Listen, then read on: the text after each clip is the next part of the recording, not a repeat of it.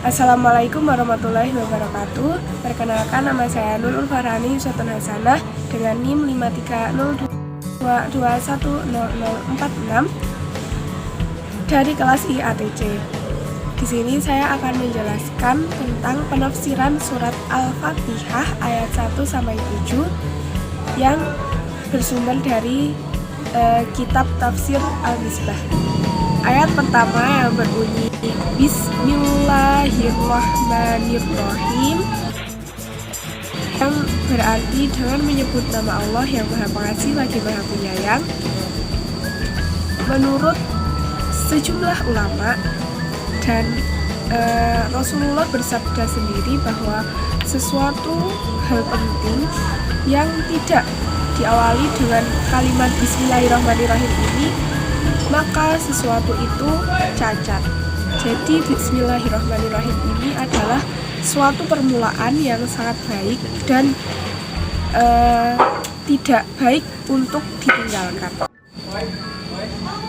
Selanjutnya ayat yang kedua yang berbunyi Alhamdulillahirabbil alamin, yang memiliki arti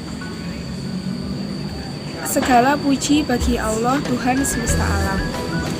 Memuji Allah sendiri adalah ungkapan rasa syukur dari jiwa seorang mukmin yang meluap-luap ketika nama Allah SWT disebut. Nah, kenapa itu bisa terjadi? Karena keberadaan manusia di muka bumi ini tidak lain dan tidak bukan adalah nikmat ilahi yang perlu kita syukuri. Kalimat Rabbil Alamin sendiri, pemilik alam semesta, menegaskan kepada kita bahwa seluruh apapun makhluk dan alam semesta ini adalah ciptaan Allah. Maka kalimat tersebut sesungguhnya adalah untuk menenangkan hati-hati para manusia agar tetap percaya kepada Allah bahwa segala sesuatu di muka bumi ini sudah disiapkan oleh Allah SWT, karena Dia adalah sebenar-benarnya pendidik dan pembimbing kita di alam semesta ini. Selanjutnya ayat yang ketiga yang berbunyi Ar-Rahmanir-Rahim, yang Maha Pengasih lagi Maha Penyayang. Siapa yang Maha Pengasih dan Maha Penyayang tersebut? Ya, tidak lain dan tidak bukan adalah Allah SWT. Pemeliharaan dari ayat yang sebelumnya bahwa Allah SWT itu pendidik dan pemelihara yang baik. Nah, pendidik dan pemelihara yang baik itu adalah yang dibarengi dengan kasih sayang. Nah, Ar-Rahman dan Ar-Rahim ini adalah penegas bahwa Allah itu sebaik-baiknya pendidik dan sebaik-baiknya pelindung, karena Allah itu penuh kasih sayang, dan kasih sayang tersebut itu tidak untuk kepentingan Allah semata. Itu adalah untuk kepentingan makhluk-makhluknya, karena Allah sangat mencintai. Ayat yang keempat, Maliki Yaumiddin, pemilik hari pembalasan.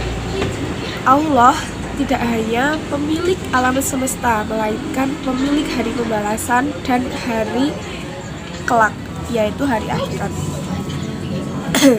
Di mana Allah itu berwenang sepenuhnya kepada manusia, maka apa yang akan terjadi pada manusia di alam pembalasan adalah tergantung kepada apa yang dilakukan manusia di muka bumi ini.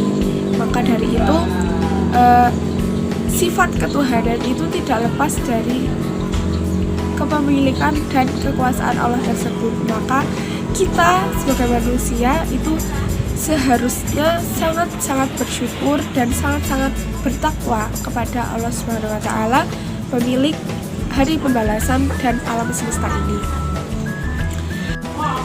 Ayat selanjutnya, ayat yang kelima, Iyyaka na'budu wa iyyaka nasta'in, yang memiliki arti hanya kepadamulah kami menyembah dan hanya kepadamulah kami meminta pertolongan.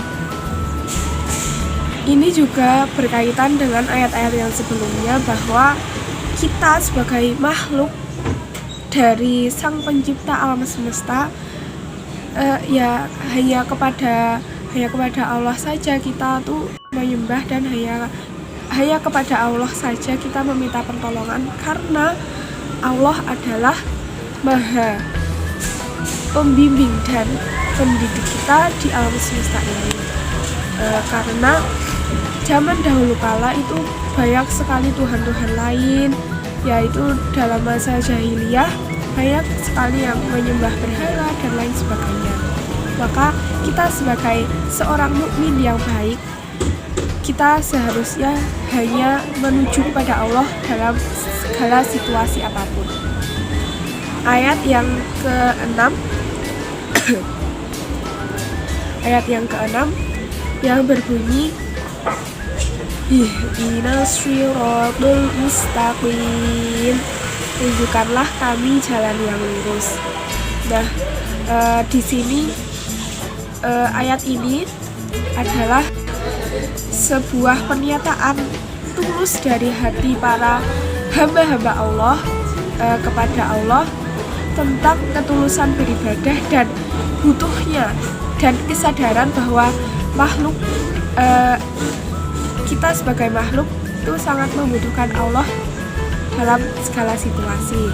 Ayat yang terakhir atau ayat yang ke-7, Siratal ladzina an'amta 'alaihim ghairil maghdubi 'alaihim waladdallin, yaitu jalan orang-orang yang engkau beri nikmat, bukan jalan orang-orang yang kabur baik dan jalan-jalan orang yang sesat. Nah, kembali lagi bahwa nikmat itu apa sih? Nikmat adalah suatu kesenangan atau kenyamanan menurut perspektif manusia itu sendiri.